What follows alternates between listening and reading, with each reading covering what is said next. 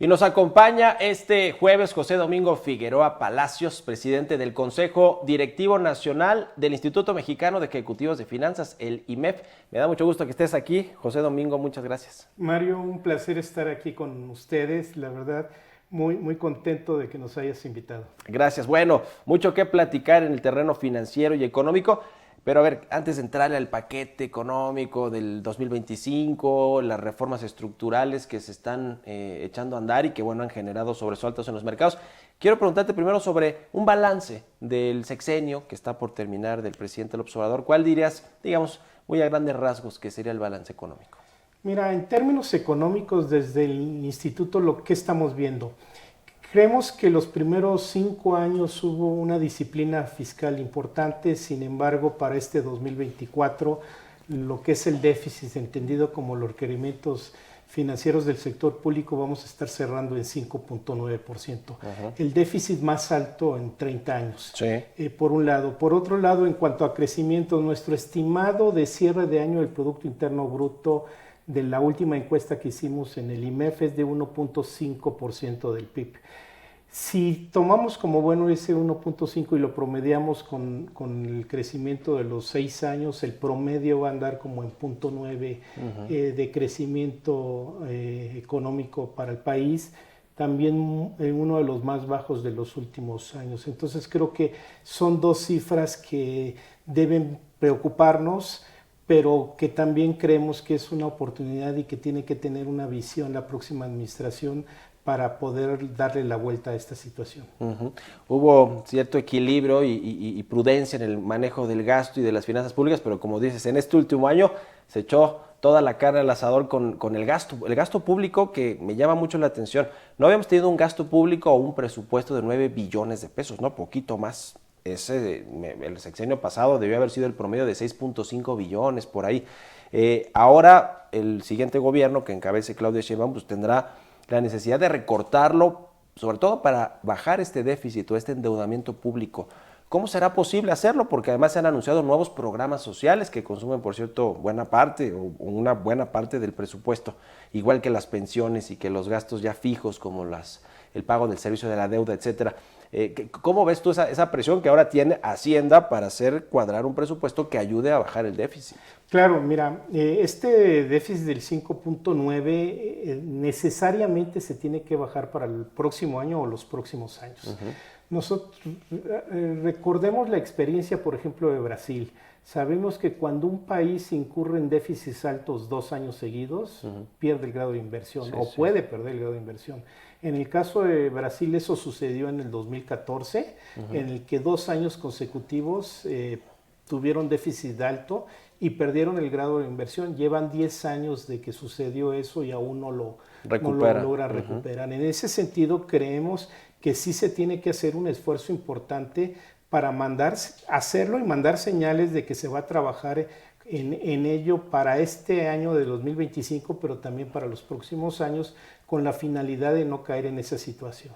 Perder el grado de inversión básicamente es que al gobierno le costará, o al Estado mexicano, más caro salir a refinanciar su deuda o a pedir deuda nueva para financiar presupuestos, etcétera, porque pues los inversionistas tendrán más cautela de le prestaré o no, sí, pero una tasa más alta, porque si no, ¿qué tal que no me paga o incumple, ¿no? En algunos pagos. Claro, a ver, el perder el grado de inversión significa, tomando como referencia a Brasil, se depreció su moneda 80%, nada más por el simple hecho de perder el grado de inversión. Porque hay desconfianza de los inversionistas. Porque hay desconfianza. 2, obviamente para el país, pero también para las empresas, el costo del financiamiento va a ser más alto y los plazos de financiamiento van a ser más cortos. Entonces, por todas partes, los proyectos de inversión que se realicen van a ser más costosos. Ahora, está este riesgo que además las calificadoras, las 3 grandotas de Fitch, Moody's y Standard & Poor's, pues han tenido sus reservas con respecto al déficit, pero esto se junta además con la reforma judicial, entre otras que quizá pueden venir de organismos autónomos, etcétera, que también han alertado sobre eso las calificadoras, ¿no? Que puede generar tal nivel de nerviosismo o frenar inversión nueva, inversión nacional y extranjera, que bueno, puede generar un círculo vicioso para la economía y eso quitarle posibilidad al gobierno de que cumpla con sus presupuestos y con sus pagos en este asunto de la deuda. Es correcto. A ver, reforma judicial tal y como se aprobó, a nosotros nos preocupa mucho, porque resta seguridad jurídica y confianza para los inversionistas. En ese sentido, pues obviamente va a haber un freno hasta ver cómo van a ser salir finalmente las partes finas de la reforma del Poder Judicial.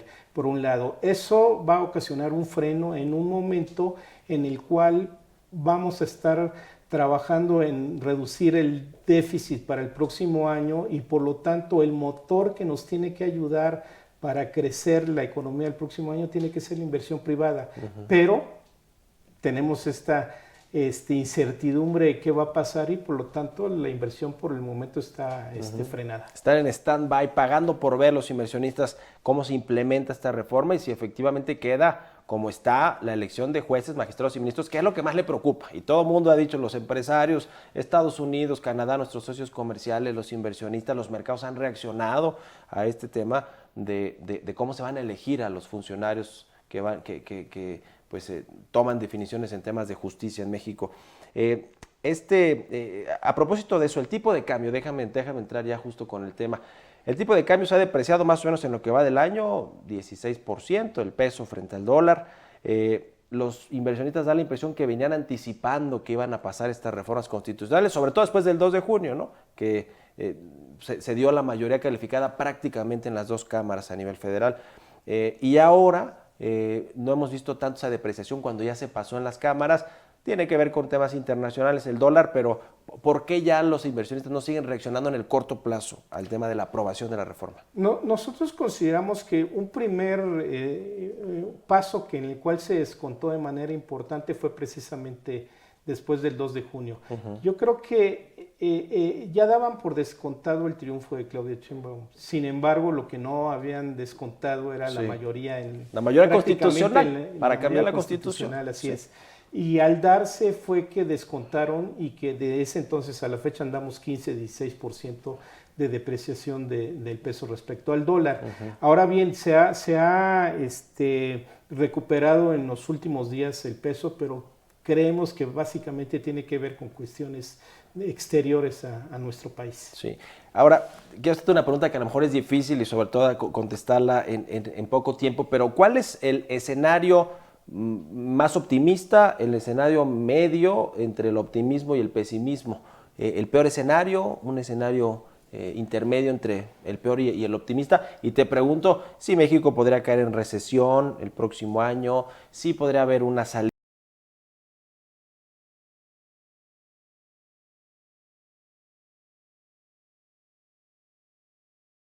de inversiones, una fuga de capitales, el peso hasta dónde se podría ir en un escenario pues muy, digamos, catastrófico, o no llegaríamos a ese momento. ¿Cuál es un poco el análisis con todo lo que hay hoy en el escenario nacional e internacional, porque viene la elección de Estados Unidos en noviembre, para México el 2025?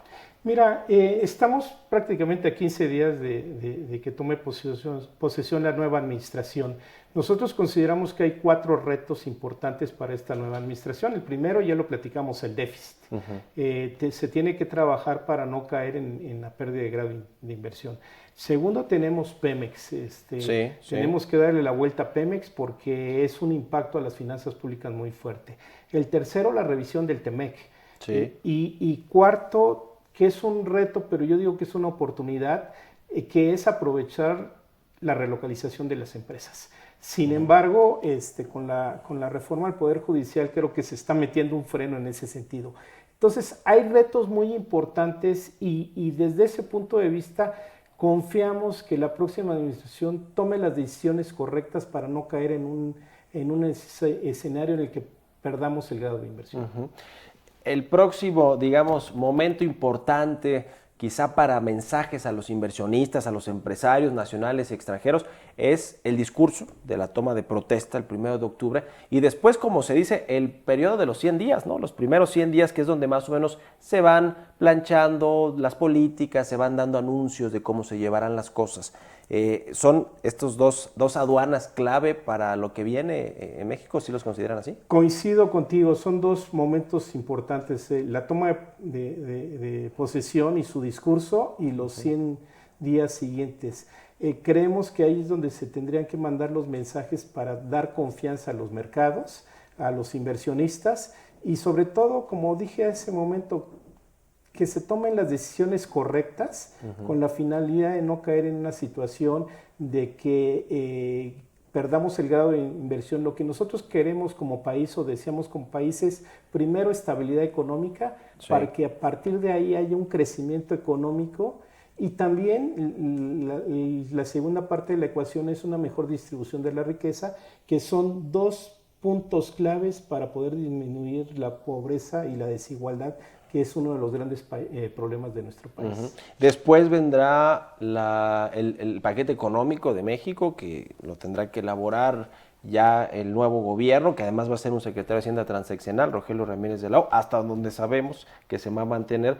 Y después vendrá la elección en Estados Unidos, en noviembre, que, a ver, una inversión muy importante que recordamos, la de Tesla, de Elon Musk. Elon Musk la puso en stand-by y argumentó lo que puede suceder con la elección de Estados Unidos y si regresa Donald Trump a la Casa Blanca con este discurso más nacionalista de frenar parte del intercambio comercial y de no permitir que la inversión llegue a México y que se quede mejor en Estados Unidos. En fin, digamos, es un asunto que también lo tienen los inversionistas en el panorama, ¿no?